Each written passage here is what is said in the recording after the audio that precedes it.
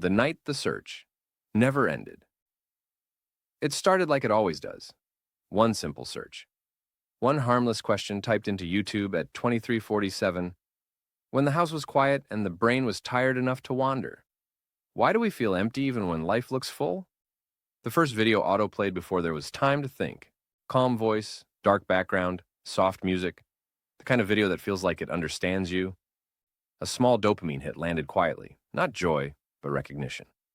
This is about me. The next video started automatically, then another. Each one felt slightly deeper, slightly darker, slightly more real. The algorithm noticed hesitation on certain parts. Replays, pauses. It adjusted instantly. The titles changed tone. Less self-help, more mystery. Less surface, more abyss. You're not broken, you're waking up. They never told you this about reality. The reason you feel disconnected. Hours slipped by without resistance.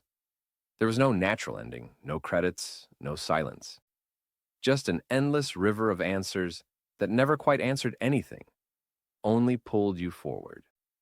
The brain entered that familiar passive state, where minutes stretch into nothing, and nothing feels urgent except the next video. Somewhere between video 12 and video 19, something shifted. The recommendations stopped feeling random. Now they felt personal, not because they knew facts, but because they knew patterns. What caused a spike in attention? What triggered curiosity? What made the heart rate change slightly? What kept the eyes on the screen? The videos stopped explaining and started suggesting. That reality might not be what it seems. That history was edited. That consciousness is trapped inside a system designed to distract. That the feeling of emptiness isn't sadness, it's awareness. None of it was proven. None of it needed to be. The brain doesn't crave truth when it's tired. It craves coherence. And the algorithm was very good at providing it. Comments scrolled past like whispers from strangers who sounded strangely familiar. I felt this too. This video changed everything. I thought I was alone. Social validation completed the loop. If all these people feel it, it must be real. Another dopamine hit. Stronger this time. By 3:12, the room felt different.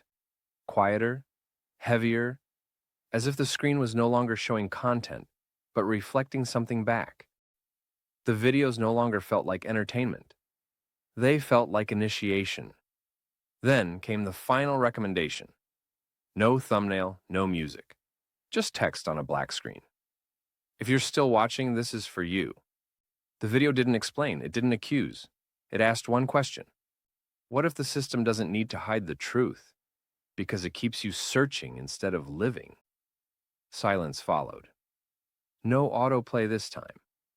For the first time all night, there was a stopping point.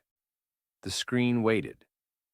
And in that pause, that uncomfortable, unfamiliar pause, something became clear. The algorithm hadn't trapped him by lying. It trapped him by never letting him stop, by turning curiosity into momentum, by replacing answers with endless proximity to answers, by giving just enough insight to feel awake, but never enough to act. The realization was sharp. He hadn't been learning. He hadn't been awakening. He had been circling. The phone was put down. The room felt real again. Heavy, solid, quiet. And for the first time that night, the question wasn't, what should I watch next? It was, what would happen if I stopped searching and started living?